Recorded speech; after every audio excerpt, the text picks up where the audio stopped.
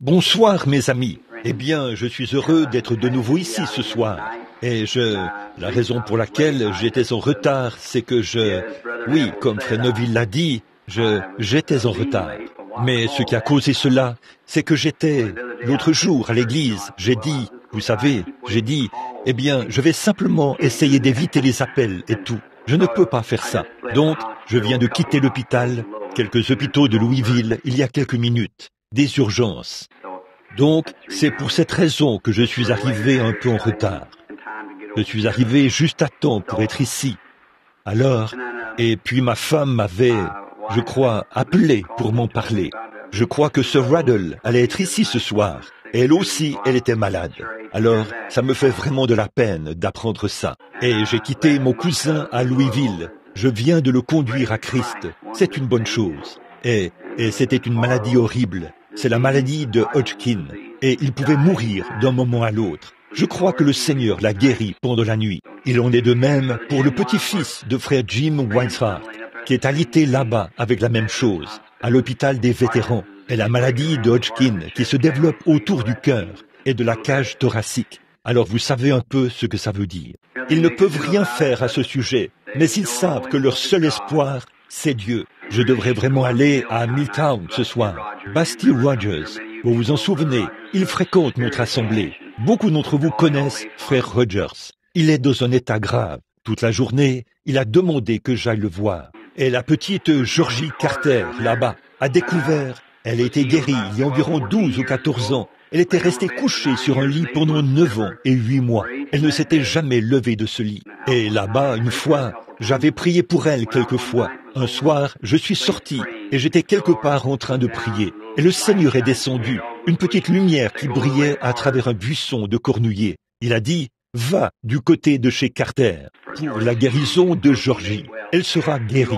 Vous connaissez tous ce cas, n'est-ce pas? Pendant toutes ces années, elle n'a même pas été alitée, elle n'a même pas eu un mauvais rhume, je suppose, depuis ce jour-là. Et on a découvert qu'elle se meurt maintenant d'un cancer du sein. Et elle a appelé. Elle a entendu dire que j'étais revenu. Ils ont dit qu'elle avait abandonné. Elle s'est levée du lit pour accepter sa guérison. Alors, il faut absolument que je la voie. Demain, c'est ma dernière journée ici. Je dois partir.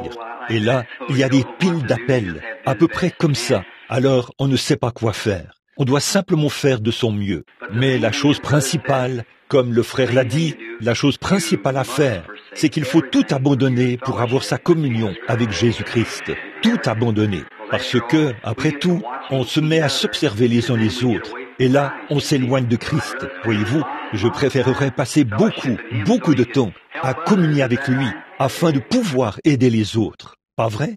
Alors, c'est bon d'être ici ce soir, pour cette petite réunion de prière, pour laquelle nous nous rassemblons ici, le mercredi soir. Et j'avais oublié de lui dire que j'allais enseigner ce soir. Alors, ici, il faut que je vienne ici ce soir et que j'aborde un sujet. Alors, quand j'étais en route pour venir ici, avec les lumières de ma voiture, j'ai choisi quelque chose, ici, que j'avais enseigné comme une leçon d'école du dimanche, il n'y a pas longtemps, dans l'Épître aux Hébreux, pour ce soir. Je crois que la dernière fois que j'ai donné une leçon d'école du dimanche ici, avant de partir outre-mer, j'étais dans Hébreux, chapitre 10. Je me souviens d'avoir lu, et je l'ai noté ici, le verset 18, pour dimanche prochain. Et ce dimanche prochain n'est pas encore arrivé. Alors, peut-être que nous allons commencer à partir de là, ce soir, pour notre leçon de ce soir. Que le Seigneur vous bénisse, et n'oubliez pas ces gens dans vos prières. Une dame vient de me dire, il y a quelques instants, alors que j'entrais, un vieil ami à moi, dans l'hôpital, ou à l'hôpital plutôt, il vient de subir une opération. Bill Grant, de la police ici, un bon ami à moi. Il imprime ses photos et tout. Il est à l'hôpital, un cas urgent. Et j'ai rencontré le frère de frère Slaughter là-bas. Jean m'a dit, je crois, qu'il avait été à l'hôpital 2 fois. Oh, il y a de la maladie partout, vous savez. Il n'y a pratiquement pas de fin à ça. Mais il a dit, vous savez, je me suis souvent demandé quand Moïse a conduit les enfants d'Israël dans le désert. Quand il les a fait sortir, il y avait environ 2 millions de personnes. Ça, ce sont les jeunes et les vieux, tous ensemble. Et il les a conduits pendant 40 ans dans le désert. Là, réfléchissez à ça. Comment, là-bas, sans le système sanitaire que nous avons aujourd'hui. Et ils avaient des jeunes, beaucoup de jeunes là-bas. D'après vous, combien de bébés naissaient par nuit, avec 2 millions de personnes? Et là, sans compter toutes les personnes âgées, et les infirmes, et tout. Et il les a conduits pendant 40 ans, sous la conduite de Dieu, dans le désert pendant 40 ans. Et quand ils sont sortis, il n'y en avait pas un seul d'entre eux qui était faible. N'aimeriez-vous pas regarder dans la sacoche de médicaments du docteur Moïse ce soir, pour voir ce qu'il y avait là-dedans, pour les garder en bonne santé? Aimeriez-vous tous regarder ça? Je peux vous la montrer. Nous allons revenir là, maintenant, dans Exode, et je vais montrer où... Voici sa pharmacie. Je vais vous montrer ce qu'il a dit ici. Je vais regarder dans sa sacoche de médicaments, et je vais voir ce qui est dit. Quand un bébé était sur le point de naître, quand quelqu'un avait une crise d'appendicite, ou avait attrapé la tuberculose, ou quelque chose comme ça, voici l'ordonnance que Moïse lisait. Je suis l'Éternel qui te guérit. C'est la seule chose qu'il avait. Je suis l'Éternel qui te guérit. Eh bien, c'est la seule chose qu'il avait. Ah oui, c'est suffisant, n'est-ce pas? Moïse a dit, maintenant l'Éternel est celui qui t'a guéri. Ils ont simplement prié pour cette personne et elle a été guérie. Et savez-vous, une autre chose qui est arrivée pendant cette période passée dans le désert? Ils n'avaient même pas besoin de chaussures neuves quand ils sont sortis. Et leurs vêtements ne s'étaient même pas usés. 40 ans dans le désert, avec un seul médicament, une seule ordonnance. Je suis l'Éternel qui guérit toutes tes maladies. Et il l'a fait, parce qu'ils l'ont pris au mot. Et ils ont été délivrés de toutes. Souvenez-vous, là, ils avaient été enseignés. Ils avaient été avec les Égyptiens, qui étaient les gens les plus intelligents. Aujourd'hui, nous n'avons pas de médecins aussi intelligents qu'ils l'étaient.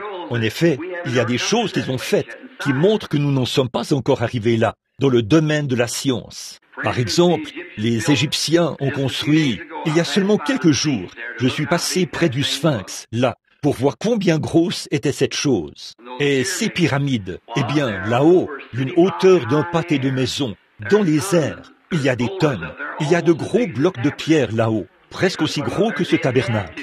Aujourd'hui, ils ne pourraient pas les placer là-haut, même s'il le fallait. Donc, ils l'ont fait par un moyen quelconque.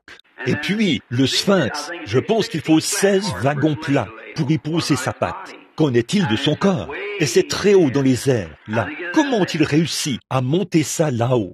Vous voyez, c'était des gens qui avaient des secrets, une intelligence que nous n'avons pas aujourd'hui. Je pense que nous l'avons, mais nous n'avons pas avancé avec ça, la science nucléaire ou quelque chose comme ça, parce que les puissances électriques ou aucune puissance de ce genre ne pourrait soulever cela. Mais à cette époque-là, ils l'ont construit. Et ces pyramides, la grande pyramide qui se trouve là, géographiquement, elle est placée si parfaitement au centre de la Terre que peu importe la position du Soleil, il n'y a jamais d'ombre portée autour de cela. En ingénierie, nous avons beaucoup de chemin à faire pour rivaliser avec eux. Et de penser que ça fait plus de 5000 ans et ils avaient ça. Donc, à l'intérieur de cela, ils trouvent la Bible, exactement comme cette Bible-ci, écrite là, à l'intérieur, selon leurs mesures et ainsi de suite. On mesure l'Évangile et l'Écriture exactement comme nous l'avons ici. Enoch l'a placé là, des années et des années, avant le déluge antédiluvien. Et là, Dieu a écrit 3 Bibles. Avec Dieu, tout va par 3. Il a écrit 3 Bibles. Il a eu 3 venues de Christ. Il y a 3 dispensations de la grâce. Il y a 3 personnes dans la divinité. 3 manifestations de la seule personne dans la divinité, plutôt. Et toutes ces choses, voyez? Maintenant, comme Jésus est venu la première fois, il est venu une fois, n'est-ce pas? Il est venu racheter son épouse. Il vient la deuxième fois pour recevoir son épouse, la prendre, la rencontrer dans les airs. Et il vient la 3e fois avec son épouse, en tant que roi et reine. Voyez? Et alors, il y a aussi les 3 manifestations de Dieu. Dieu s'est manifesté une fois dans la paternité, alors qu'il conduisait les enfants d'Israël. La fois suivante où Dieu s'est manifesté, c'était dans la filiation, le Seigneur Jésus-Christ. La 3e fois où Dieu s'est manifesté, c'est avec nous maintenant, le Saint-Esprit. Vous voyez, 3 manifestations. Tout est par 3. Maintenant, abordons notre leçon. combien aiment lire la Bible et simplement, oh, j'aime vraiment cela. Dieu voulant, quand je reviendrai, je vais sortir pour me reposer un peu maintenant, pendant une semaine ou deux. Donc, quand je reviendrai, Dieu voulant, je veux faire des réunions de réveil ici au tabernacle, simplement des réunions de réveil d'enseignement. Et nous allons prendre quelque part dans la Bible et traiter à fond notre... Souvenez-vous, combien de vieux de la vieille, ici, se souviennent de l'époque où nous prenions, par exemple, le livre de l'Exode, et nous prenions cela pendant peut-être des mois et des mois, sans jamais quitter l'Exode. Une fois, je suis entré dans Job, et je n'en suis jamais sorti, en quelque sorte. Vous en souvenez-vous? Une dame m'avait écrit une lettre. Elle disait, « Frère Branham, est-ce qu'un jour, vous ferez descendre Job du tas de cendres ?» Je suis resté sur ce sujet-là. Le pauvre Job, assis là-bas sur le tas de cendres. Vous savez, tous ses amis l'avaient abandonné. Il était couvert d'ulcères et tout. J'avais tellement pitié de ce vieil homme que je... Et là, par la suite, le Seigneur l'a béni, parce qu'il avait vécu de son mieux sous l'Holocauste. C'est tout ce qu'il connaissait. Et pour confesser ses péchés, et il est allé chercher ses enfants, et il a offert un sacrifice. Il a dit, il se peut qu'ils aient péché en secret, et ils ne le savent pas. Il était un vrai père, et Dieu lui a rendu tous ses enfants à la fin. Le saviez-vous? Dites, je veux vous demander quelque chose là. Vous rappelez-vous encore comment il lui a redonné ses enfants? Maintenant, souvenez-vous, il lui a donné le double. Au départ, il avait tant de milliers de bœufs. Quand ils ont tous été enlevés, il a doublé le nombre de ses bœufs. Quand les brebis, il a doublé ses brebis. Mais souvenez-vous, il avait, je crois que c'était 7 ou 12, je ne me rappelle plus maintenant le nombre, fils et filles. Mais il avait le même nombre de fils et de filles. Dieu les lui a donnés. Pas vrai? Vous voyez, il a doublé toute sa portion de biens ici sur terre. Bon, mais ses fils et ses filles, ils ont tous été tués. Mais il lui a donné le même nombre de fils et de filles. L'avez-vous déjà remarqué? Avez-vous déjà pensé à ça? Vous vous souvenez que nous avons enseigné ça? Voyez? Où étaient ses fils et ses filles? Dans la gloire. Il l'attendait. Voyez? Il les lui a donnés, chacun d'eux. Vous voyez? Pas un seul d'entre eux n'a été perdu. Voyez, le même nombre de fils et de filles qu'il avait spécifié au départ, il a spécifié le même nombre à la fin. Mais il a doublé sa portion de brebis et de bœufs, et ainsi de suite, comme ça. Mais ses fils et ses filles étaient tous sauvés. Ils attendaient dans la gloire que Job vienne vers eux. Oh là là, ça vaut la peine, n'est-ce pas? Très bien. L'épître aux Hébreux. Paul, à mon avis, Paul qui parle aux Hébreux. Il présente la différence entre la loi et la grâce. Et nous avions, peut-être que nous lirons quelques versets, les premiers versets du chapitre 10. Ensuite, nous allons commencer au verset 19. Je pense que nous voyons un peu. La loi qui possède une ombre des biens à venir et non l'exacte représentation des choses ne peut jamais, par les mêmes sacrifices qu'on offre par perpétuellement chaque année, amener l'assistant à la perfection. Maintenant, je pense que, pour bien comprendre cette première partie, Paul essaye de leur dire que les anciennes lois étaient une ombre des choses nouvelles à venir. Or, une ombre, c'est quelque chose. Si vous alliez vers le mur, ou de ce côté-ci, à contre-jour, vous constateriez que votre ombre vous précède. Si vous vous dirigiez vers le coucher du soleil, votre ombre serait derrière vous. Maintenant, remarquez, toute la loi qui possède une ombre des choses à venir. Vous voyez, ce n'est qu'une ombre. Or, sous l'ancienne dispensation, Paul essaye de dire que le fait qu'ils étaient circoncis, les mâles, dans la chair, c'était un type de la circoncision dans le cœur, du Saint-Esprit de ce jour-ci. Combien ils observaient les commandements à cette époque-là, qui étaient écrits sur des tables de pierre. Dans les derniers jours, Dieu a dit qu'il les écrirait sur les tables de chair de notre cœur. Or, le seul moyen à cette époque-là, ils savaient que c'était mal de « tu ne déroberas point ». Il fallait qu'ils le voient dans les commandements. Et la loi a été ajoutée pour apporter la réconciliation. En effet, s'il n'y a pas de loi, eh bien, s'il n'y a pas de loi, il n'y a pas de péché. En effet, si ce n'est pas mal, s'il n'y a pas de loi dans cette ville qui dit que vous ne pouvez pas griller un feu rouge, que vous ne pouvez pas faire ceci, eh bien, Si vous grillez un feu rouge, vous n'avez pas mal agi, parce qu'il n'y a aucune loi qui dit cela.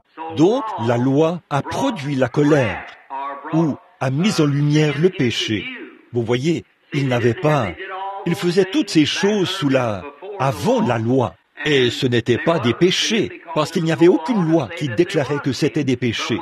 Mais quand la loi est entrée en vigueur, la loi est ajoutée jusqu'à ce que la perfection arrive. Or, l'homme a toujours essayé de trouver quelque chose pour se sauver lui-même. Il fait encore la même chose aujourd'hui. Il n'a pas manqué de le faire.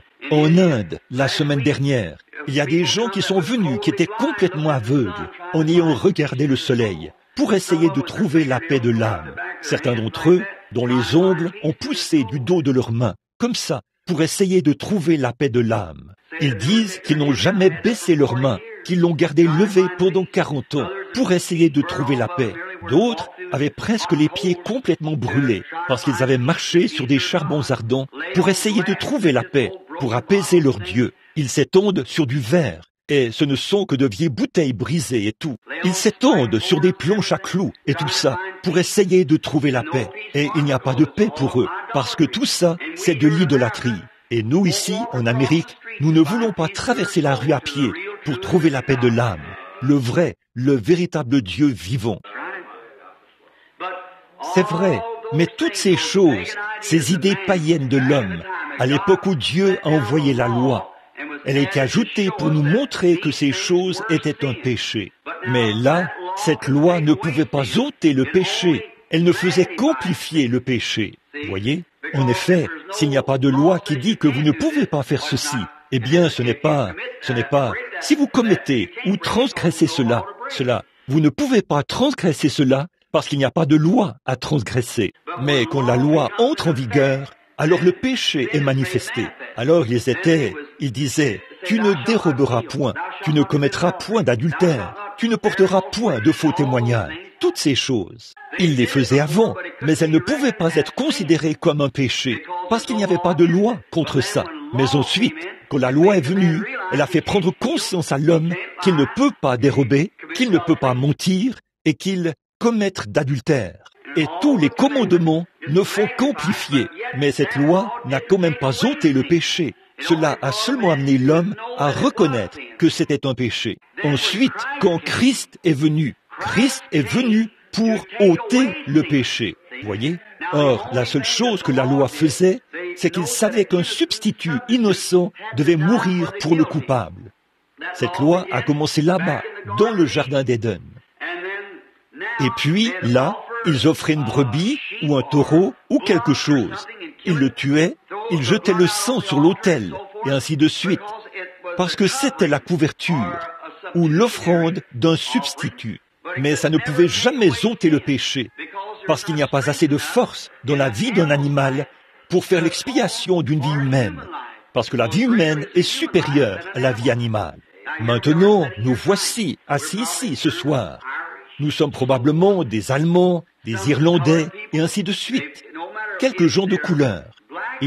Peu importe s'ils sont noirs, blancs, jaunes, ou quelle que soit leur couleur, chacun de nous est venu d'une seule personne.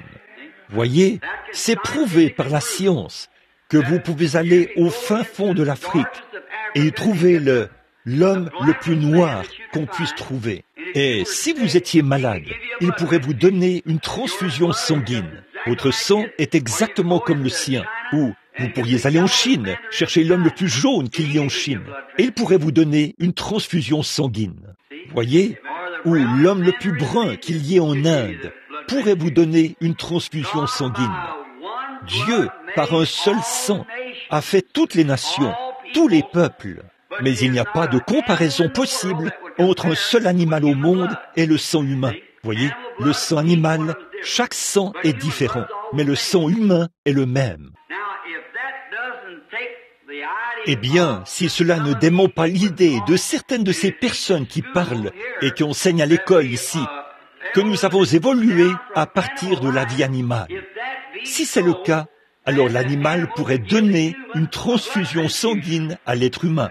Mais le sang, la vie humaine, c'est la même chose. Mais la vie animale, certains d'entre eux sont comme un serpent. Il est à sang froid. Un poisson, il est à sang-froid. Mais bon, l'ours, le wapiti ou le chien ou le cheval, ils ont un sang différent. Ni l'un ni l'autre, aucun d'eux ne pourrait donner une transfusion sanguine à l'autre, parce qu'ils sont tous différents. Mais l'être humain, c'est pareil.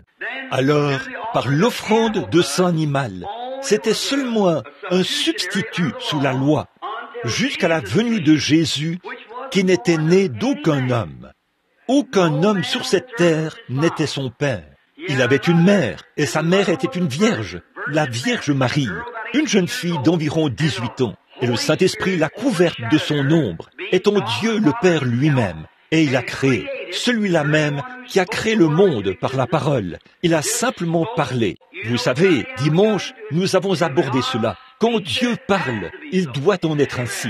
Il n'y a absolument aucun moyen d'y échapper. Dieu dit qu'il y est, et il doit en être ainsi. Rien, la parole elle-même. Et la parole était une pensée. Dieu, quand il, avant, une parole est l'expression d'une pensée. Dieu l'a pensée dans son esprit et l'a créée par la parole. Et nous avons la foi dans notre cœur, la foi de Dieu dans notre cœur. Et nous pouvons voir cela clairement. Cela devient une foi. Et ensuite, nous prononçons la chose. Et elle commence à exister. La même chose, parce que la pensée de Christ est dans l'homme. C'est ce qui produit les guérisons et tout. Quand vous recevez cette révélation parfaite, c'est ce que vous faites. Alors, vous savez comment marcher. C'est ça. Parce que ça, c'est la marche chrétienne. Bon, mais le sang des animaux n'ôtait pas le péché. Alors, quand Jésus est venu, étant Dieu lui-même manifesté en chair, son sang ne venait pas du sang d'un autre homme. Chacun de nous, chaque prophète, chaque grand homme, c'était du sang humain. Mais cet homme avait du sang divin. Dieu lui-même a créé la cellule sanguine. Et la personne, vous venez d'une seule cellule sanguine. Si jamais vous regardez ça avec une lentille, je l'ai fait il y a quelques semaines. Et la reproduction des animaux, de sorte que ou du bétail, il y a des dizaines de milliers de germes là-dedans. Et ces germes, de petites cellules sanguines, se joignent. Et dans ça, dans l'être humain ordinaire. Mais dans ce cas-là, Dieu lui-même a créé cette cellule sanguine, sans aucune intervention humaine. Et de là est sorti son propre Fils, Jésus-Christ, en qui Dieu lui-même a habité, faisant de lui Emmanuel sur la terre. Voilà le tableau. C'est ce que vous devez croire pour être sauvé. Et alors, Jésus, gratuitement, il n'avait pas à le faire, mais gratuitement, avec l'amour dans son cœur pour son prochain. Il est mort au calvaire et a versé ce sang avec les péchés du monde sur lui. Il a porté nos péchés au calvaire sur lui-même. Or, il ne s'agit pas de ce que je peux faire. La question n'est pas de savoir si je suis bon ou pas. La question est de savoir si lui, il était bon. Je ne pourrai jamais être assez bon pour y arriver. Vous ne pourrez pas être assez bon pour y arriver. Si jamais vous y arrivez, vous vous tiendrez là par les mérites de Jésus-Christ. Je vais vous dire ça maintenant, parce que vous ne pouvez rien faire d'autre. Mais Dieu a transféré tous nos péchés sur lui, et il est mort. Et parce qu'il est mort pécheur, la Bible dit, son âme est allée dans le séjour des morts. C'est vrai. Et pendant qu'il était là, il a prêché à ceux qui étaient en prison, qui ne s'étaient pas repentis lorsque la patience se prolongeait au jour de Noé. Mais il n'était pas possible qu'il laisse son corps voir la corruption, ni qu'il abandonne son âme dans le séjour des morts. Et le troisième jour, il est ressuscité pour notre justification. Cela nous montre que, comme nous confessons la foi que nous avons en lui, et que nous sommes nés de nouveau de l'Esprit, qu'aussi sûr qu'il est sorti de la tombe, nous ressusciterons aussi à sa seconde venue. Oh, quelle espérance parfaite! Oh, quand on voit les religions du monde et leurs superstitions, et ensuite on voit que notre salut est notre ferme espérance, fondée sur un principe fondamental. Tous les démons de l'enfer ne peuvent ébranler cela. On peut les voir déployer leur beauté. La religion bouddhiste est une belle religion. La religion hindouiste est une belle religion. Mais frères, ils sont aussi dépourvus de la vie qu'il est possible de l'être. Où se trouve la vie? La vie se trouve dans le sang. Le sang, c'est la vie. Et c'est le seul homme qui pouvait verser le sang qu'il faut, parce qu'il était le sang de Dieu lui-même. Et il a versé le sang qui nous a rachetés, vous et moi. Donc, notre salut repose en Jésus-Christ, en ce qu'il a fait pour nous au calvaire. Peu importe le niveau de notre bassesse, combien nous devenons immoraux, combien nous devenons corrompus, quand nous regardons au calvaire avec un cœur sincère et que nous confessons nos péchés là-bas, au calvaire, ça règle la question. C'est vrai, dès que votre confession sort de vos lèvres, Dieu est dans l'obligation de vous répondre. C'est vrai. Oh, quand j'y pense. Oh, ce n'est pas étonnant que Paul ait dit, l'autre jour, j'étais là, dans la pièce où on lui a coupé la tête et qu'on l'a jeté dans un caniveau. Je me suis dit, juste avant, il a dit, ô mort, où est ton aiguillon? Tombe, où est ta victoire? Mais grâce soit rendue à Dieu, qui nous donne la victoire par notre Seigneur Jésus-Christ. Vous voyez, ça repose simplement. Oh, c'est de ça que j'aime parler. Écoutez, quelques-uns des jeunes, vous êtes peut-être jeunes, et cela peut être fragile, au point que vous ne le remarquez pas vraiment. Mais attendez encore un peu, jusqu'à ce que vous soyez étendus là, à l'hôpital, et que le médecin dise qu'il ne vous reste plus que 2 jours à vivre, ou 2 heures. Attendez juste un peu, jusqu'à ce que le cœur commence à manquer ce battement, et que vous sentiez que cela aura raison de vous. Oh frère, alors vous chercherez de toutes vos forces. Que représentera votre vie alors? C'est terminé. Attendez que les cheveux commencent à grisonner sur votre tête, et que vous vous rendiez compte que vous faites face à une éternité sans fin, là-bas, et que cette âme qui vit maintenant à l'intérieur de vous se détache comme une dent qu'on arrache, qui est tirée de vous comme ça, pour aller quelque part, et vous ne savez pas où vous allez. Vous feriez mieux d'y réfléchir maintenant, et de régler la question maintenant. En effet, il se peut que vous partiez rapidement, comme ça, sans même avoir la possibilité de vous repentir. Alors, mettez-vous en règle maintenant. Pour le peuple américain, il n'y a aucune excuse. Ces païens là-bas, en Afrique du Sud et en Inde, très loin là-bas, ils se lèveront au jugement et condamneront cette génération, parce que nous avons la lumière, et l'évangile, et les églises, et les bénédictions, et tout ici, et nous refusons d'accepter cela. C'est là que réside le problème, mon ami. Maintenant, je le dis abruptement, parce que c'est pour votre bien, vous voyez, parce que vous devez faire cela. Maintenant, la loi qui possède une ombre. Oh, quand je pense à ça, la loi qui possède une ombre des biens à venir. Regardez ce que la loi a offert. Prenez le chapitre suivant, le chapitre 11 d'Hébreux. Regardez ce que Daniel a fait sous la loi. Regardez ce qu'Enoch a fait sous la loi. Regardez ce que Moïse a fait sous la loi. Alors, s'il ne vivait que dans l'ombre de l'expiation, qu'est-ce que l'Église chrétienne devrait faire aujourd'hui avec la réalité de la résurrection du Seigneur Jésus-Christ? Où sommes-nous ce soir, mes amis? Je vous le dis, cela devrait amener chaque chrétien à resserrer son armure. Là, le livre dit, revêtez-vous de l'armure complète de Dieu. Assurez-vous d'apporter la cuirasse, le casque, le bouclier et toutes ces choses. Paul a comparé cela à un soldat qui part au combat et quand l'ennemi arrive avec ses ruses, levez votre bouclier et allez à sa rencontre. Maintenant, si la loi a pu produire cela, qu'est-ce que la réalité du sang de Jésus-Christ devrait produire? Quand une lettre morte fait ça, qu'est-ce que la force de la résurrection, la puissance et l'esprit du Seigneur Jésus-Christ devraient produire? Maintenant, nous devrions venir à l'Église avec le plus grand respect. Nous devrions entrer dans l'Église comme de vrais saints de Dieu. Nous devrions avancer, prendre notre position et garder notre pensée fixée sur Christ. Nous devrions abandonner tout ce qui est du monde, comme ça. Et si vous êtes vraiment né de nouveau, ceci peut être un peu tranchant là, mais vous savez qu'ici, c'est la maison de correction. Si vous êtes vraiment né de l'Esprit de Dieu, c'est là que se trouve votre cœur. De toute façon, c'est ce que vos pensées sont ancrées là-bas. Voyez, si jamais vous êtes, Jésus a dit, celui qui écoute mes paroles et qui croit à celui qui m'a envoyé a la vie éternelle. Celui qui écoute mes paroles et qui croit. Bon, si vous croyez correctement, si vous le confessez simplement du bout des lèvres, ça ne sert pas à grand-chose. Mais dans votre cœur, si vous croyez que Jésus est le Fils de Dieu, vous ne pouvez pas vivre la même vie que vous avez vécue auparavant. Vous ne le pouvez pas si jamais vous voyez réellement le calvaire. Mais si vous ne faites qu'avancer au hasard, vous ne vous faites que des illusions, c'est tout. Mais quand vous voyez vraiment ce que Jésus était, oh là là, comme j'aimerais prêcher la divinité, la divinité suprême de Jésus-Christ.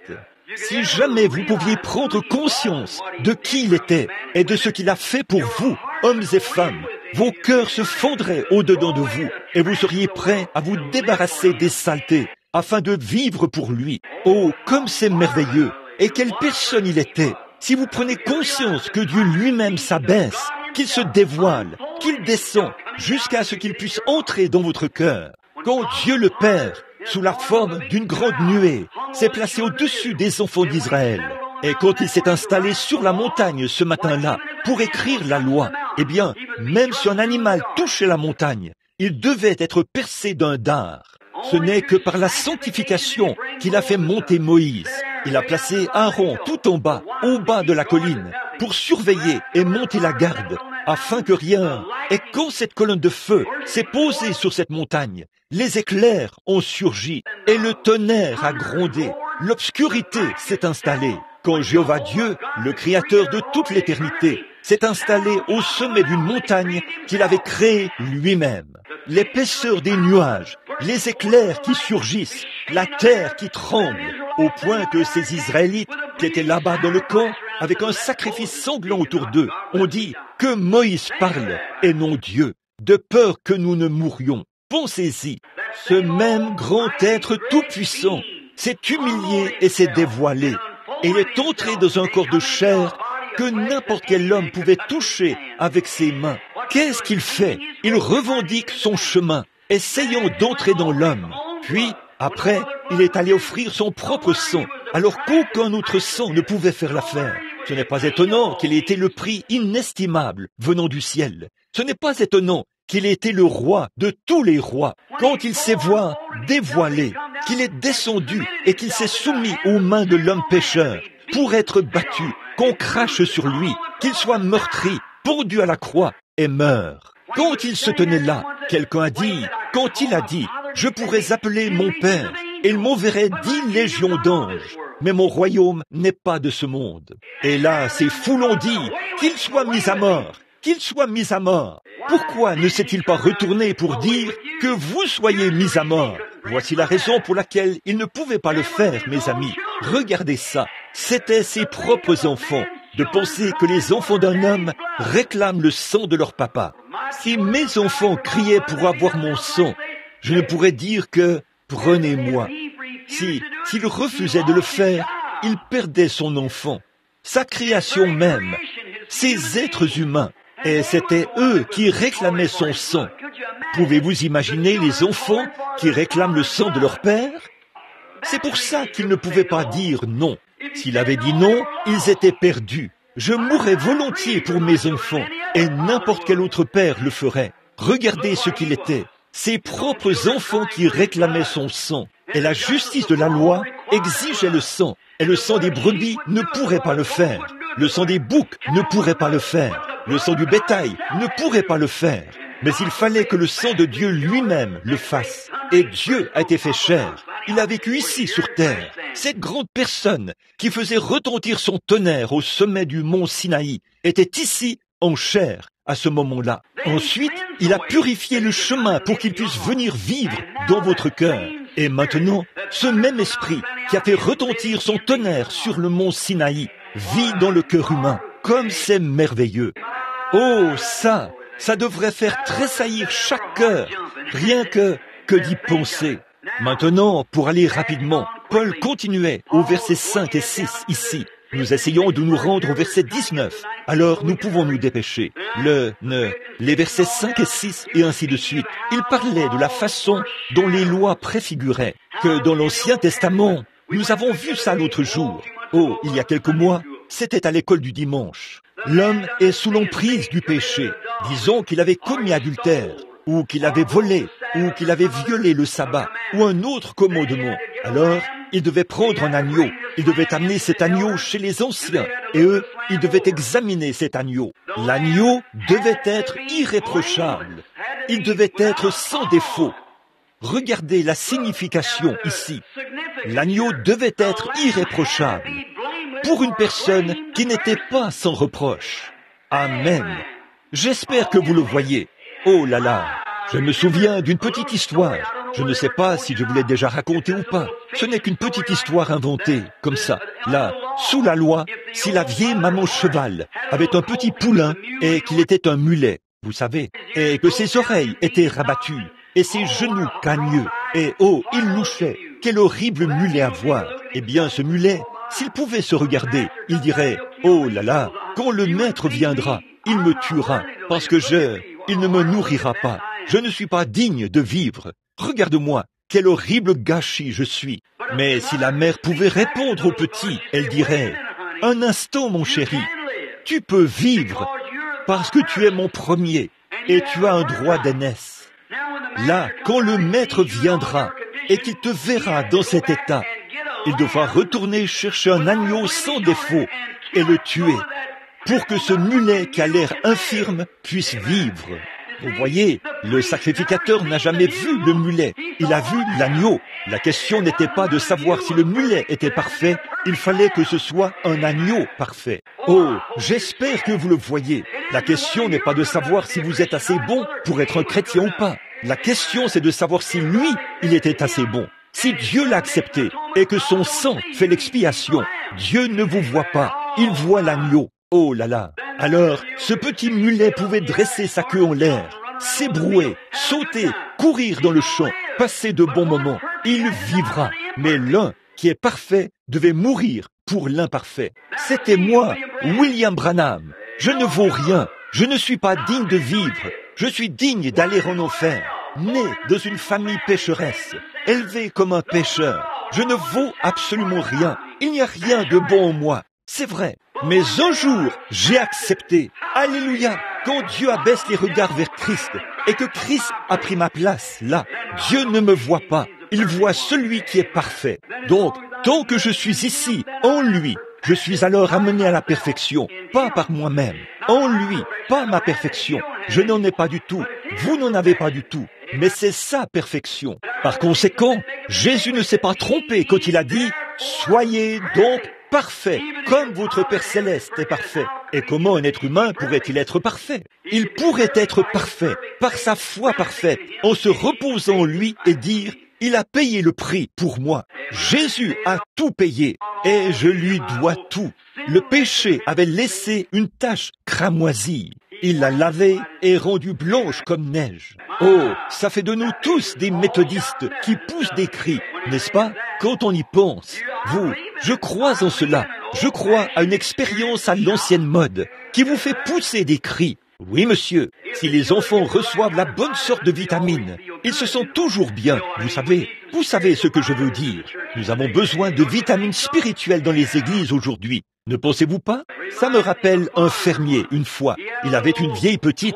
L'un des fermiers, il avait une grange, et il avait tout l'équipement agricole qu'il faut, dont il avait besoin pour faire son travail. Des tracteurs et tout. Mais il était trop paresseux pour cultiver sa terre. Alors il a simplement laissé les mauvaises herbes pousser sur sa terre. Et quand l'automne est arrivé, la seule chose à faire, c'était de couper les mauvaises herbes et les mettre dans la grange. Et il y avait un autre fermier. Il n'avait pas une grange aussi belle, mais c'était un homme intelligent et il était actif, il était assidu et il travaillait parce qu'il voulait nourrir son bétail. Il a récolté du bon trèfle et de la luzerne et il a mis cela dans sa grange. Dans les deux fermes, il y avait un petit veau né chaque année. Cette année, et là le petit veau là-bas dans l'autre grange. Il fallait qu'il se nourrisse de mauvaises herbes, mais il avait une belle grange. Et l'autre petit veau, sa grange ne valait pas grand-chose, mais il avait quelque chose à manger. Ça me fait penser à certaines de ces églises, là. On voit ces endroits grandioses, immenses, très hauts et splendides, vous savez, avec des orgues à tuyaux de $1000, de milliers de dollars, je veux dire, et des fauteuils rembourrés et tout. Mais y a-t-il quelque chose à manger? C'est ça qu'il faut voir. Vous allez dans une petite mission quelque part, vous savez, et il se peut que vous trouviez beaucoup de choses là-dedans, vous savez, des vitamines spirituelles. Dieu a ces vitamines pour vous aider, remonter votre esprit, vous revigorer un peu. Ça, c'est la prédication de l'Évangile. Alléluia. Si cela ne revigore pas l'Église, il n'y a rien qui puisse le faire. La foi vient de ce qu'on entend, et ce qu'on entend vient de la parole. Quand j'apprends que Jésus est mort pour moi, je dis, ça règle la question. Gloire à Dieu. Je suis en sûreté maintenant, parce que je suis en lui. Il m'a accepté, c'est vrai. Il m'a choisi. Il vous a choisi. Chacun de vous ici, qui êtes chrétien, Jésus vous a choisi. C'est à vous. Très bien. Il vous a reçu. Ce petit veau, l'un d'eux, s'était retourné. Il avait été dans cette grande et belle grange, avec des étagères de 14 carats, vous savez, et les stalles et tout. Quand il est sorti, le pauvre petit pouvait à peine marcher. Vous savez, il était tellement faible, après avoir mangé ces mauvaises herbes tout l'hiver. Alors l'autre, il sortit de la grange pour aller dans le champ, vous savez, et le vent chaud soufflait, et le vent l'a presque fait tomber. Il était si faible. Et de l'autre côté, ce fermier a fait sortir son petit veau, et, oh, il était tout gras et rondouillard, vous savez. Oh, il était en bonne forme. Quand il est arrivé à l'extérieur, il s'est mis à sauter en l'air, à caracoler, vous savez. Il avait une bonne et grande réunion pentecôtiste. Il sautait partout là-bas. Vous savez ce que ce petit veau a fait? Celui qui était dans la grande grange, qui avait toutes les belles choses. Vous savez, il a regardé, il a jeté un coup d'œil à travers une fente, et il a dit, « Tss, tss, tss, quel fanatisme! Quel fanatisme! » Ce petit se sentait bien. Ce n'est pas étonnant qu'il puisse sauter. Il était bien engraissé. Il se sentait bien. C'est comme ça que ton homme reçoit vraiment ses vitamines spirituelles. La maison de Dieu, il va là-bas. Et son âme se nourrit de la parole de Dieu. Alors il sait où il en est. Toutes ces anciennes superstitions s'envolent. Et l'adoration du diable et tout le reste, ça disparaît quand on voit que Jésus-Christ est mort à ma place, qu'il a pris ma place là-bas au calvaire. Le pur amour divin entre là. Cela m'amène à mal me conduire aux yeux du monde, de temps en temps. Je me sens vraiment bien à ce sujet, parce que je me bourre de vitamines. Voilà, ces bonnes vieilles vitamines, ici. Bon, Paul a dit que quand l'adorateur venait et qu'il apportait le petit, s'il avait mal agi, il venait avec ce petit agneau. Là, le souverain sacrificateur l'examinait, le sacrificateur le faisait, et il voyait que l'agneau n'avait pas de défaut. Il l'examinait pour voir s'il convenait. Et si c'était le cas, alors il déposait le petit agneau sur l'autel. Et voici venir l'homme qui avait mal agi. Il disait, « Eh bien, j'ai dérobé. Et je sais maintenant que je suis assujetti à la mort, parce que j'ai mal agi. Dieu ne voudrait pas que je dérobe. Son commandement dit de ne pas le faire. Maintenant, je vais poser mes mains sur ce petit agneau. Et les commandements de Dieu disent ici, « Tu ne déroberas point. » Et j'ai dérobé. Alors je sais que je suis assujetti à la mort. Quelque chose doit prendre la responsabilité de mon péché, parce que j'ai dérobé. Et Dieu a dit que le jour où j'en mangerai, ce jour-là, je mourrai. Donc, j'ai dérobé. Et Dieu a dit, si tu dérobes, tu dois mourir pour ça. Alors, il a exigé que, si je ne voulais pas mourir, je devais apporter l'agneau. Alors, je dépose l'agneau ici, et je mets mes mains sur la tête de ce petit animal. Et il bêle, et tout ça. Et je dis, Seigneur Dieu, je regrette d'avoir dérobé. Je confesse et je te promets que je ne déroberai plus. Si tu m'acceptes maintenant, et pour mon sacrifice et pour ma mort, ce petit agneau mourra à ma place. Ensuite, il prenait une grosse faucille et la mettait sous sa petite gorge, et il la coupait comme ça. Il le tenait comme ceci, et le petit animal bêlait et bêlait. La laine s'élevait en l'air, couverte de sang, comme ça. Et sa pauvre petite bouche, il bêlait, bêlait, bêlait. Et voilà que tout son sang coulait, et il courbait sa petite tête. C'était fini. Ensuite, l'homme s'est inscrit ici sur un registre qui est placé sur le côté de l'arche, comme ceci, que cet homme a fait une confession. S'il le fait une deuxième fois en un an, il devra mourir quand même. Il devra mourir avec l'agneau. Or ça, c'était l'Ancien Testament. Il repartait de là. Dès qu'il faisait sa confession, il repartait. Et peut-être qu'il avait commis adultère. Peut-être qu'il avait fait quelque chose de mal. Beaucoup plus. Quand il repartait de là, peut-être qu'il avait tué un homme.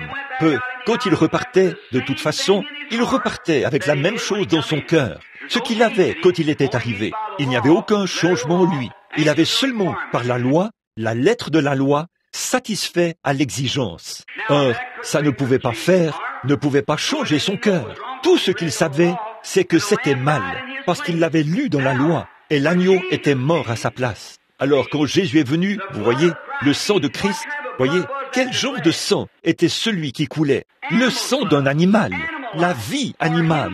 Pour une vie humaine, elle ne peut tout simplement pas ôter le péché. C'est impossible. Alors, quand Jésus est venu, ce n'était pas seulement la vie humaine, mais c'était la vie même de Dieu lui-même. C'est ce qui était dans son sang. Eh bien, nous voyons que nous agissons mal. Oh, j'ai mal agi, j'ai péché, j'ai mené une mauvaise vie, j'ai mal agi. Maintenant, je viens à l'autel. Par la foi, je vois le sacrifice. Je pose mes mains sur la tête de Jésus. Je dis, Dieu bien-aimé, je sais que je suis un pécheur, et le salaire du péché, c'est la mort. Et si j'agis mal, je dois mourir. Et si je meurs, si je ne peux pas entrer dans ta présence, je serai puni, en proie au tourment pour toujours. Donc, j'ai tort, Père, et je veux être en règle. Je ne veux pas mourir comme ça. Alors, je pose mes mains sur sa tête, et sa vie a été ôtée pour ma vie. Mais ce qu'il y a, c'est que quand je repars de l'autel, je repars avec un cœur changé. Voyez, le premier homme repartait sous la loi, sous le sang d'un animal. Ça ne pouvait pas changer son cœur, car il n'y a pas de comparaison possible entre une vie animale et une vie humaine. L'animal ne peut pas donner du sang à l'homme. Voyez, l'animal ne peut pas le faire, parce que sa vie est une vie différente. Et un animal a une vie, mais pas une âme. Un animal est un être vivant, mais pas une âme. Mais Dieu a mis une âme dans l'homme. Et donc, mon âme, l'âme, qu'est-ce que c'est?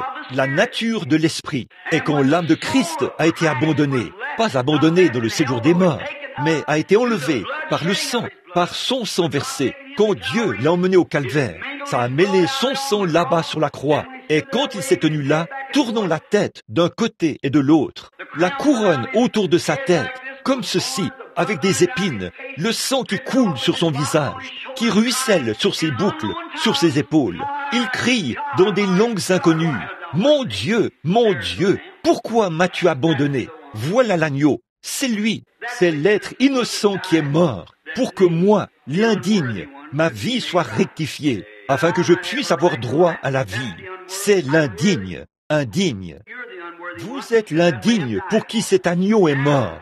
Maintenant, vous vous avancez ici et vous posez vos mains sur lui. Vous voyez, vous faites votre confession et Dieu vous répond par le Saint-Esprit pour confirmer qu'il vous a reçu par un seul sacrifice. Voilà, c'est ça.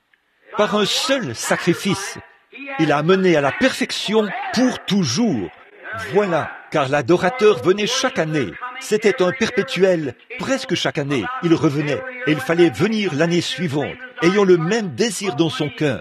Mais quand il a fait un sacrifice par lui-même, chaque péché, tout désir du péché et tout le reste a été ôté du cœur de l'homme. Et il se tient là, rendu parfait aux yeux de Dieu, non pas par ce qu'il a fait, mais par ce que Jésus a fait pour lui. Et il a accepté le sacrifice du Seigneur Jésus-Christ. Oh, que de choses merveilleuses, mon ami. Maintenant, le verset 19. Il nous reste environ 20 minutes. Consacrons tout ce temps dans les Écritures maintenant. Bon, le verset 19. Ainsi, frères, nous avons la liberté d'entrer dans le lieu très saint grâce au sang du sacrifice de Jésus. Écoutez, voici, entrez maintenant dans le lieu très saint. Il y a un lieu saint, puis le lieu très saint. C'était appelé le Saint des Saints. Le souverain sacrificateur y entrait une fois par an. Et quand il le faisait, la première chose qu'il devait faire, c'était d'être lui-même aspergé. L'arche était là, derrière le rideau. Et le souverain sacrificateur devait être oint du parfum de la rose de Saron. Aucun autre parfum ne ferait l'affaire. Savez-vous que Jésus était appelé la rose de Saron? Une rose, qu'est-ce que c'est? D'où vient le parfum? De la rose. D'où? Jésus était appelé le lys de la vallée, pas vrai? Est-ce que quelqu'un sait d'où vient l'opium? D'un lys. L'opium provient du lys. Et à quoi sert l'opium? L'opium soulage la douleur. Quand les gens sont malades et qu'ils souffrent tellement qu'ils perdent la tête, qu'ils deviennent fous, alors on leur fait une piqûre d'opium et c'est réglé. Ils se calment. Ça, c'est dans le naturel. Jésus, dans le spirituel, est le lys de la vallée. Et quand vous en arrivez au point où vous ne pouvez plus vous supporter et que la vie ne signifie rien pour vous. Dieu a une piqûre d'opium pour vous, tirée du lys de la vallée, qui soulage tous vos problèmes. Ils sont tous partis. Vous n'avez pas besoin de vous enivrer en buvant du whisky pour soulager vos problèmes. Ils reviendraient tout de suite. Mais venez boire une gorgée d'opium du lys de la vallée. Et ils sont finis pour toujours. Advienne que pourra. Si vous vivez, si vous mourrez, si vous êtes ceci ou cela ou autre chose, rien ne vous sépare de l'amour de Dieu qui est en Jésus-Christ. On ne promet pas aux chrétiens une vie facile, mais on leur promet la grâce suffisante pour chacun de leurs besoins. Amen. Dites donc, je crois que je me sens religieux en ce moment. Pensez-y. Oui, monsieur. En effet, quand je suis là et que je me pose des questions, que je regarde ici et que je vois ceci qui se passe, cela qui se passe. Mais je me dis, un instant, oh là là, voyez, voilà le lys de la vallée. Maintenant, l'odeur, qu'est-ce qu'elle fait? Une odeur, les femmes se mettent du parfum pour être agréables. Et parfois, les hommes se mettent une lotion après rasage, comme ça, afin que les odeurs nauséabondes vous quittent. Quand vous êtes en présence de quelqu'un, avec des odeurs corporelles ou quelque chose du genre, le parfum sert à enlever cette odeur, afin que vous, en présence de la personne, que vous ne sentiez pas très mauvais. C'est insupportable. C'est ce que les parfums ou le savon contient du parfum. Et vous vous lavez avec du savon ou le talc ou quoi que ce soit d'autre. C'est pour ça qu'on les utilise. Maintenant, remarquez, Amen, je me sens bien. Regardez, Jésus a dit, vous voyez, il était la rose de Saron. Et il était offert à Dieu comme une agréable odeur. Et ceci, et alors, quand nous devenons insupportables devant Dieu, et si, pardonnez-moi cette expression, si puants, vous voyez que nos péchés et tout sont si graves et si répugnants, alors nous venons au calvaire, et où un lys ou n'importe quelle fleur, avant qu'un parfum puisse être fabriqué. Prenez une fleur, elle est magnifique, un gros lys du matin, ou une rose. La rose de Saron est une fleur magnifique. Pendant qu'elle est vivante, elle est magnifique. Mais pour en extraire une odeur, pour obtenir un parfum, il faut l'écraser. Et on l'écrase et on en extrait le parfum. Vous voyez, Christ, quand il était ici sur terre, il était magnifique. Il a guéri les malades. Il a ressuscité les morts. Sa vie, il n'y avait rien de comparable à cela. Il était magnifique. Mais pour vous rendre comme lui, il était... Quand Dieu a baissé le regard, il a dit, « Celui-ci est mon fils bien-aimé, en qui j'ai trouvé mon plaisir. » Il a dit, « Vos sacrifices ne puent au nez, mais celui-ci est celui en qui j'ai trouvé mon plaisir. » Or, il avait trouvé son plaisir. Et pour que Dieu trouve son plaisir en nous, il fallait qu'il soit écrasé au calvaire. Et le péché de ce monde devait faire sortir la vie qui était en lui. Et il est mort en portant les péchés du monde, afin que nous puissions être loin de la rose de Saron. Il était le lys de la vallée. Il était blessé pour nos transgressions, une agréable odeur. C'est par ces meurtrissures que vous avez été guéris. Le lys de la vallée qui nous donne l'opium pour soulager nos maladies et nos douleurs. Quel tableau merveilleux! Or, le souverain sacrificateur, avant de pouvoir entrer dans ce Saint des Saints, la première chose qu'il devait faire, c'était de porter un vêtement confectionné d'une certaine manière. Il ne pouvait pas être confectionné par n'importe qui. Il fallait qu'il soit confectionné par des mains saintes. Cela montrait que nos vêtements... Voilà, je viens tout juste de recevoir cela. Frère, si vous ne portez qu'un vêtement d'église, vous feriez mieux de vous débarrasser de cette chose. Vous ne pouvez pas aller derrière le Saint des Saints. Le vêtement que le souverain sacrificateur portait à l'intérieur, il devait être confectionné par des mains saintes, fait d'une étoffe choisie. Amen. Désigné par Dieu. Voilà, c'est ça. Donc, si vous avez adhéré à l'église et que vous pensez que tout va bien pour vous, vous avez tort.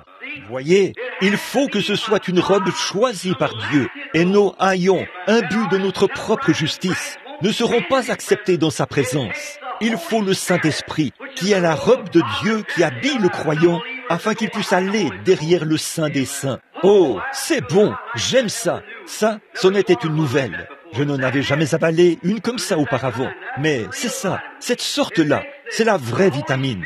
Vous voyez, il faut le Saint-Esprit. Regardez la parabole de « Il est allé au souper des noces ». Et tout le monde, au souper des noces, devait porter un certain vêtement. Et là, il a rencontré un homme qui ne portait pas ce vêtement-là. Et il a dit, « Mon ami, qu'est-ce que tu fais ici? Comment es-tu entré ?» Bon, vous voyez, si vous connaissez la parabole, en Orient, là-bas, dans les pays orientaux, quand ils font un mariage, encore aujourd'hui, l'époux doit inviter tous ceux qu'il veut inviter. Et Dieu peut, nul ne peut venir à Dieu ou venir à Christ si Dieu ne l'appelle premièrement. Vous voyez, c'est l'élection de Dieu. Maintenant, soyez bien attentifs. Et puis, l'époux, s'il a donné l'invitation, il doit fournir les robes. Et aucun homme, car il invite des pauvres, il invite des riches, mais pour que chaque homme ait la même apparence, il doit porter le même genre de robe. Le pauvre, que le riche porte. Vous saisissez? Or, quand Dieu donne le Saint-Esprit à un homme pauvre, c'est le même Saint-Esprit qu'il donne à l'homme riche. Vous voyez, ils doivent tous être pareils, afin que lorsqu'ils entrent dans la présence de Dieu, personne ne puisse dire « je suis mieux habillé ». Parce que c'est le même sang, la même grâce, le même Saint-Esprit qui vous fait agir de la même manière. Le riche et le pauvre doivent être pareils.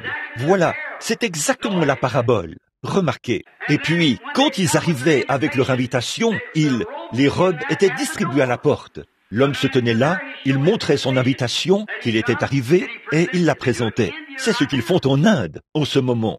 Donc, ils entrent pour participer au mariage. Le portier se tient là, à la porte, l'homme de maison, et vous donnez votre invitation. Oui, monsieur. Il tend la main, prend une robe, juste une robe, et la met sur lui. Il entre. Cela montre qu'il était officiellement invité, qu'il était officiellement accepté, et que maintenant, il est un membre. Amen. Voilà. Maintenant, Dieu le Père, le Saint-Esprit, vient vers vous et vous donne une invitation au souper des noces. Voyez? Eh bien, c'est alors à l'époux de fournir les robes. Et il l'a fait par sa propre vie, en donnant le Saint-Esprit. Et vous venez à la porte, Amen, avec votre invitation. Jésus a dit, « Je suis la porte de la bergerie. » Et quand vous entrez par le nom de Jésus, vous recevez le baptême du Saint-Esprit. Pas vrai? Vous recevez le Saint-Esprit, puis vous entrez, et vous devenez un membre de la famille de Dieu. Un membre. Vous dites, un membre? Certainement. Vais-je devenir un serviteur? Non, vous ne le serez pas. Vous devenez un membre. Vous n'êtes pas des serviteurs. Vous êtes des fils et des filles. Nous sommes maintenant des fils et des filles de Dieu. Un membre de la famille de Dieu. Oh là là là là. Je vis peut-être dans une cabane, mais j'ai du sang royal. Voilà, un membre de la famille de Dieu. C'est l'Écriture. C'est ce que dit l'Écriture. Quel amour le Père nous a témoigné, vous voyez, pour que nous soyons appelés fils de Dieu. Oh là là, nous voilà les membres. Eh bien, le souverain sacrificateur qui était oint, en entrant, il devait prendre le sang d'un animal avec lui. Sinon, il mourrait. Et une autre chose au sujet de son vêtement. Saviez-vous qu'au bord de ce vêtement, avez-vous déjà su ce qu'il y avait au bord du vêtement? Il avait quelque chose au bord du vêtement. Et c'était de petites choses qui pendaient au bord de la bordure de son vêtement. Et c'était une grenade et une clochette. Et une grenade et une clochette. Et il devait marcher d'une certaine manière quand il entrait. Il ne pouvait pas faire ses pas n'importe comment. Il devait marcher d'une certaine manière. En effet, chaque fois qu'il faisait un pas, ses clochettes devaient jouer en se cognant sur les grenades. Saint, Saint, Saint est l'Éternel. Alors le Seigneur l'entendait s'approcher. Amen. Alléluia. Voilà, Dieu vous entend si vous entrez par la voie pourvue par Dieu quand vous vous approchez, car vous entrez en criant de tout votre cœur. Saint, Saint, Saint est le Seigneur Dieu Tout-Puissant. Là vous entrez quand vous venez en cherchant le Saint-Esprit. Voyez, Saint, Saint, Saint est le Seigneur Dieu Tout-Puissant. Et là, l'Assemblée, le seul moyen pour eux de savoir. Or, si on entrait là sans être habillé exactement de cette manière, l'homme mourrait à la porte. Il n'allait plus jamais ressortir. Il mourrait à l'intérieur. s'il n'y entrait pas, habillé et oint pour y entrer. Bon, la seule manière pour l'Assemblée de savoir si tout allait bien pour lui ou pas. Oh là là, la seule manière dont l'Assemblée qui attendait pouvait savoir si tout allait bien pour le souverain sacrificateur ou pas, ils entendaient le bruit de ses clochettes. Il y avait un bruit à l'intérieur. Et c'est comme ça qu'ils savaient si tout allait bien pour lui ou pas. Je me demande si la même chose fonctionne aujourd'hui. Si vous passez près d'une église et que tout est mort et silencieux, je ne sais pas. Mais il fait du bruit, vous savez. Il fait savoir aux gens que Dieu est toujours sur le trône. Dieu exauce les prières. Les gens ont encore le Saint-Esprit. Ils poussent vers Dieu des cris de louange. Ils glorifient Dieu. Ils font beaucoup de bruit. L'Assemblée dit, eh bien, il doit être par ici. Cet endroit est un endroit vivant. Quand nous entrons dans le Saint des Saints et que nous prétendons être chrétiens, il faut qu'il y ait du bruit. Je ne veux pas dire beaucoup d'absurdités. Je veux dire du vrai, du véritable bruit. C'est vrai. Maintenant, regardez bien ici. Ainsi donc, frères, puisque nous avons, au moyen du sang de Jésus, une libre entrée dans le sanctuaire, par la route nouvelle et vivante, non pas l'ancienne loi, quand il s'est réconcilié au travers du voile, c'est-à-dire de sa chair. Et puisque nous avons un souverain sacrificateur établi sur la maison de Dieu, approchons-nous avec un cœur sincère et dans la plénitude de la foi, les cœurs purifiés d'une mauvaise conscience et le corps lavé d'une eau pure. Retenons fermement la profession de notre espérance, car celui qui a fait la promesse est fidèle. Ça ôte vraiment tout. Oh là là, j'aime ceci. Mais je suppose que nous devons terminer. Mais quand nous nous approchons de Dieu, n'y allons pas en disant, eh bien là, je me demande si tout va bien. Êtes-vous un chrétien? Eh bien, je l'espère. Ce n'est pas comme ça qu'il faut venir. Frères, croyez l'histoire, acceptez-la et naissez de nouveau. Ensuite, avancez-vous avec une foi pure, sachant ceci, que Dieu a promis et que Dieu ne peut pas mentir. Dieu m'a promis la vie éternelle. Si je croyais en son Fils Jésus-Christ, je l'ai cru et il m'a donné la vie éternelle. J'ai fait beaucoup d'erreurs, j'en fais encore, j'en ferai toujours. Mais quand je fais des erreurs, le Saint-Esprit me signale que ce n'est pas bien. Alors, je me repens tout de suite. Seigneur, pardonne-moi. Je ne voulais pas faire ça. Aide-moi maintenant. Et je continue à marcher tout simplement. Voilà. En effet, aussitôt que cela sort de mes lèvres, si nous confessons nos péchés, il est juste pour les pardonner. Pas vrai? Alléluia.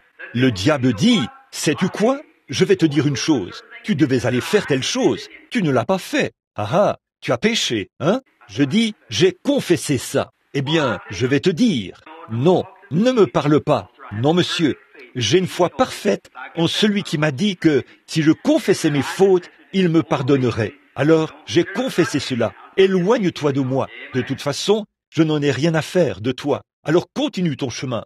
Marchez avec assurance. Continuez à avancer. Si la mort se trouve là, pas de problème. Continuez à avancer jusque-là, en ayant une foi parfaite que Dieu a promis qu'il vous ressuscitera au dernier jour. Oui, monsieur. Comme je vous le disais, je ne sais pas si je vous l'ai dit ou pas. Ici, il y a quelques jours, avant que j'aille outre-mer, j'étais là. Et Jean, je faisais presque comme tu l'as dit. J'essayais de peigner un cheveu qu'il me restait. Ma femme m'a regardé. Elle a dit, chérie, elle a dit, tu ferais mieux de porter un de ces postiches qu'on t'a donné là-bas en Californie. J'ai dit, chérie, je les aime beaucoup, mais j'ai simplement honte de le faire. Elle a dit, oh Bill, tu prends vraiment tes cheveux ont vraiment disparu, n'est-ce pas? J'ai dit, oui, c'est vrai, mais j'ai dit, oh, alléluia. Elle a dit, pourquoi dis-tu alléluia? J'ai dit, je n'en ai jamais perdu un seul. Elle a dit, tu n'en as jamais perdu un seul? J'ai dit, non. J'ai dit, tu vois chérie, je prends de l'âge. J'ai dit, j'ai 45 ans. J'ai dit, je suis un vieil homme. J'ai dit, et je dis, je prends de l'âge. Peu m'importe que je sois chauve ou quoi encore. Ça m'est égal. Tant que je ne me retrouve pas avec attraper des mauvais rhumes aussi facilement. Oui. Et elle a dit, eh bien, j'ai dit, mais elle a dit, eh bien, où tu... Elle a dit, mais tu as dit que tes cheveux n'avaient pas disparu. J'ai dit, ils ne le sont pas. Eh bien, et je dis, Jésus a dit, il ne se perdra pas un seul cheveu de votre tête. Voyez. Elle a dit, veux-tu dire, eh bien, j'ai dit, chérie, à la résurrection, quand je redeviendrai un jeune homme, comme je l'étais quand nous nous sommes mariés, des épaules bien droites, pas une seule ride, des cheveux noirs, ondulés. J'ai dit, c'est à ça que je ressemblerai de nouveau. Oui, monsieur. J'ai dit, je n'en perdrai jamais un seul à ce moment-là. Elle a dit, eh bien, où sont-ils? J'ai dit, je vais te demander quelque chose, et alors, si tu me réponds, je te répondrai. Elle a dit, quoi? J'ai dit, où étaient-ils avant que je les aie? Elle a dit, eh bien, je suppose que Dieu avait... J'ai dit, c'est là qu'il les a aussi. J'ai dit, ils y sont encore. Chaque vitamine qui s'y trouvait, chaque cellule de vie qui s'y trouvait, chaque atome qui s'y trouvait, chaque parcelle de pétrole qui s'y trouvait, chaque parcelle de lumière qu'il a fallu pour les faire. Dieu avait cela dans ses mains. Pas un seul d'entre eux n'a péri. Ils sont tous quelque part dans les mains de Dieu. Je regarde, mes yeux s'affaissent. J'ai des poches sous les yeux. J'ai de grosses rides sur le front. Et parfois, je dois presque plisser les yeux pour regarder ma Bible. Et le médecin m'a dit que j'avais une vue parfaite, 10/10 à chaque œil. Mais il a dit, après avoir passé 40 ans, vos globes oculaires s'aplatissent et vous ne pouvez pas lire de très près. J'ai dit, oui monsieur, je le sais. Il a dit, vous n'arrêtez pas d'éloigner votre Bible et d'éloigner votre Bible. Il a dit, après quelque temps, vous la tiendrez loin comme ça. J'ai dit, je vais simplement prendre des lettres plus grosses ou quelque chose comme ça. Il a dit, eh bien, c'est simplement la nature. Je regarde tout là-bas et je peux voir un cheveu sur le bord de l'assiette. Il a dit, eh bien, vous avez 40 ans, monsieur. Il a dit, en fait, vos globes oculaires, tout comme vos cheveux grisonnent, et ainsi de suite. A-t-il dit, il faut que cela arrive. J'ai dit, oui. J'ai regardé tout ça, et je remarque mes épaules, et je me tiens là, les épaules tombantes. J'étais plutôt jeune et athlétique. Je deviens gras maintenant. J'ai 18 kilos entre eux. J'avais les pieds plats au départ, et maintenant, j'ai de la difficulté à marcher. Les maux et les douleurs arrivent. Eh bien, je prends de l'âge, c'est tout. Je n'ai pas besoin de tout ce charme que j'avais, mais je n'en ai rien perdu. Chaque mètre, chaque chose qui se trouvait dans cette peau, qui faisait de moi une personne jeune. Dieu a encore ces choses, c'est vrai. Et cette vieille carcasse, elle se traîne, c'est tout. Au bout d'un certain temps, elle vieillira et sera ridée. Et peut-être que comme tous les autres Harvey le font du côté de ma mère, ils disent que je ressemble à un Harvey. Ils ont tous la tremblote. Vous vous souvenez tous de grand-papa, celui qui a construit l'église ici, vous savez. Il tremblait continuellement, comme ça, vous voyez, et il avait la tremblote. J'ai remarqué ma pauvre maman l'autre jour. J'espère qu'elle n'est pas ici, mais... Oh, je ne sais pas si... Eh bien, de toute façon, elle a commencé à soulever une tasse de café, et la pauvre bougeait comme ça, et ses vieilles mains comme ça, et j'ai regardé les rides qui pendaient. Je me suis dit, oh, miséricorde, je ferais aussi bien de le dire. Elle est assise là, vous voyez. Elle a dit, je ne suis pas... Elle peut le supporter. Mais regardez, j'ai presque eu un coup au cœur. J'ai tourné la tête. Je me suis dit, oh Dieu, combien de fois elle a essuyé mes larmes. Et maintenant, elle a la tremblote. Elle tremble. Je me suis dit, oui, moi aussi, je deviendrai comme ça un jour si je vis. Mes frères, un de ces jours, les vieilles roues de la vie mortelle s'arrêteront toutes. À ce moment-là, j'irai sur la montagne de Sion pour vivre quelque temps là-bas. Oui, monsieur. Toutes ces choses mortelles. Oh, souvenez-vous, il a dit,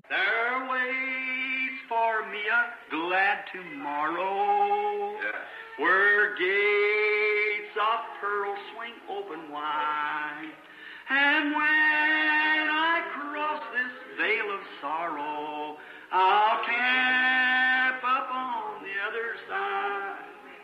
Someday, beyond the reach of mortal kin, someday, God only knows just where and when.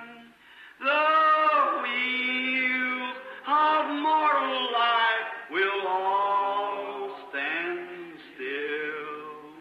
Then I shall go to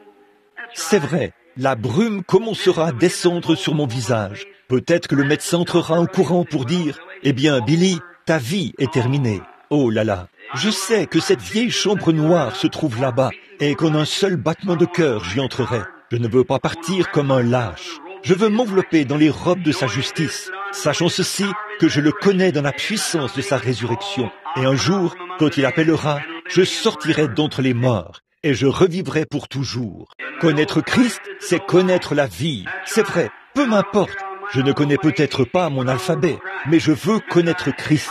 C'est vrai, je ne connais peut-être pas toute la théologie, mais je veux connaître Christ. Je ne sais peut-être pas ce qu'il en est du président, et s'il est un homme bon ou un homme mauvais. Je veux connaître Christ. C'est vrai, connaître Christ, c'est la vie. C'est vrai, connaître le président et connaître cette autre personne, c'est du prestige. Et connaître des célébrités et tout. Mais ça ne m'intéresse pas. Je veux connaître Christ dans la puissance de sa résurrection, sachant que nous avons ce soir un souverain sacrificateur, assis à la droite de Dieu, dans sa majesté là-bas, en train d'intercéder. Alors, je veux demeurer ferme dans la foi que je professe. Bon, ces 13 religions différentes, d'adorateurs de serpents, d'adorateurs de vaches et tout. J'ai dit, messieurs, des religions de ce monde. Qu'est-ce que votre religion peut produire pour ce pauvre aveugle qui se tient ici? Il était là, il avait regardé le soleil pendant 20 ans, il était complètement aveugle. J'ai dit, qu'est-ce que votre religion peut faire pour cet homme? Rien d'autre que de lui offrir quelque chose qui tient du mythe, là, qui dit, peut-être qu'un jour Mahomet aura pitié de lui et sauvera son âme. Peut-être vous pensez que s'il continue de regarder le soleil, encore et encore, et qu'il continue de garder la tête dans cette direction, quand il mourra, il sera sauvé. J'ai dit, il n'a rien à offrir, mais le sang de Jésus-Christ, alléluia, peut non seulement lui offrir la vie éternelle, mais il peut le prouver ici même en votre présence. Il peut lui rendre la vue qu'il avait autrefois. J'ai dit, s'il le fait, allez-vous, messieurs des religions de ce monde, alors que des centaines de milliers de personnes, ou presque, avaient entendu ça et s'étaient rassemblés là. Évidemment, je ne pouvais pas atteindre tous les gens, qu'ils entendent cela, parce qu'on ne pouvait pas voir tous les gens. Mais j'ai dit, accepterez-vous Jésus-Christ s'il le fait? Ils ont levé la main, ses mains noires en l'air.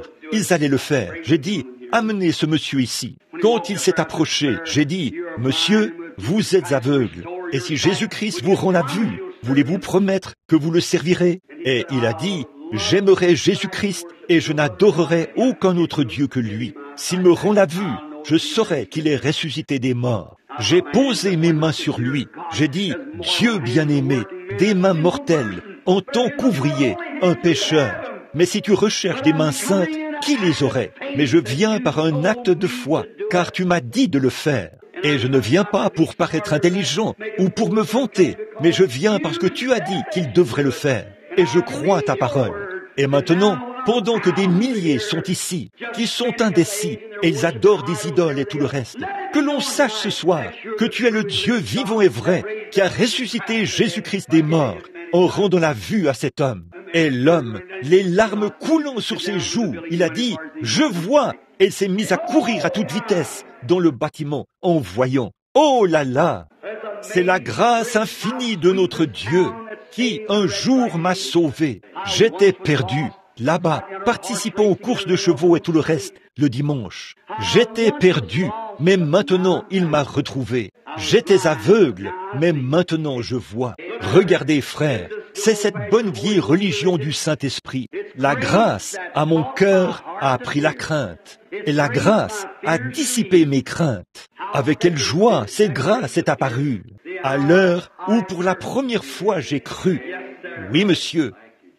Oh là là, après que nous aurons passé 10 000 ans là-bas, brillants comme le soleil, nous n'aurons pas moins de temps pour chanter ses louanges que lorsque nous avons commencé. Oh là là, que de dangers, de labeurs et de pièges j'ai déjà traversé. La grâce m'a mené en sûreté jusqu'à présent, et la grâce me mènera à la maison. Oh là là, comme je l'aime. C'est sa grâce. Rien que je puisse faire, rien que je puisse faire, rien que vous puissiez faire. Mais nous qui venons ce soir, en tant qu'hommes et femmes chrétiens, nous confessons que nous sommes indignes et nous l'acceptons comme notre à notre place. Acceptons celui qui, je sais que, aussi sûr que Dieu l'a accepté et l'a ressuscité, il m'a ressuscité sous une forme figurative, en même temps qu'il a ressuscité Christ. Amen. Oh, je dois m'arrêter, mais regardez, sous une forme figurative, il m'a ressuscité en même temps qu'il a ressuscité Christ. Il vous a ressuscité en même temps qu'il a ressuscité Christ, car c'était pour notre justification. Regardez, si vous êtes sauvés, vous l'avez. Ceux qu'il a établis ou appelés, il les a justifiés. Ceux qu'il a justifiés, il les a déjà glorifiés en Jésus-Christ. Pas vrai? Il a glorifié déjà en Christ, aux yeux de Dieu, qui, il y a très longtemps, des millions d'années, avant qu'il y ait un monde, quand la parole était avec Dieu. C'était la pensée de Dieu, puis sa parole. Puis elle s'est matérialisée là-bas. Et exactement au même moment où il a accepté Christ, il m'a accepté en Christ. Et là-bas, dans le monde à venir, avec vous et moi et tous les chrétiens de tous les âges, nous l'aimerons et vivrons avec lui. Et jouirons de l'éternité sans fin avec notre Seigneur Jésus-Christ, notre Rédempteur béni. Oh là là, frère Robertson, là, je sens que je suis une personne différente. Voyez, n'est-ce pas que ces choses à l'ancienne mode, rien que de lire la parole de Dieu, ça vous récure? Vous voyez, ça vous récure? Comme maman le faisait autrefois, au moment où on faisait les bocaux de fruits. Il fallait mettre les fruits en conserve dans des bocaux, vous savez, les remplir de fruits et tout. Elle m'envoyait dehors pour les nettoyer à fond, aussi fort que je pouvais les frotter avec un vieux chiffon. J'avais une petite main, je pouvais la descendre dans ça et les frotter. Ensuite, elle les prenait et les stérilisait. Elle les mettait dans l'eau bouillante et elle les stérilisait. Elle faisait bouillir ça aussi fort qu'elle le pouvait, ces bocaux. Je ne pouvais pas comprendre pourquoi elle les faisait bouillir, mais elle voulait en ôter tous les microbes. En effet, s'il y avait des microbes là-dedans, il rendrait les conserves ou les produits qu'elle y mettait aigres. Donc, c'est ce que nous devons faire quand nous venons à Christ. Nous agenouiller jusqu'à ce que le Saint-Esprit nous ait stérilisés et nous ait bien fait bouillir. Alors Dieu pourra mettre le Saint-Esprit là-dedans, sans aucun processus d'acidification. Voyez-vous, il l'ajoute simplement là-dedans et vous êtes doux tout le temps. Et maman avait l'habitude de faire des conserves. Avez-vous déjà vu une de ces grosses bouilloires? Vous sortez et vous l'installez sur les briques, vous savez, et vous devez mettre du bois en dessous, comme ça. Il fallait que au moment de la cuisson des conserves, on avait ces petites tomates jaunes et longues, et elle en versait environ un boisseau là-dedans, et elle mettait du sucre. Et elle me faisait couper du bois, vous savez, et j'allais couper du bois, et je le mettais là-dessous, vous savez, et ça se mettait à bouillir. La vapeur, elle montait. Je disais, maman, ces choses-là ne sont-elles pas cuites? Elle disait, non, va couper un autre barreau de clôture.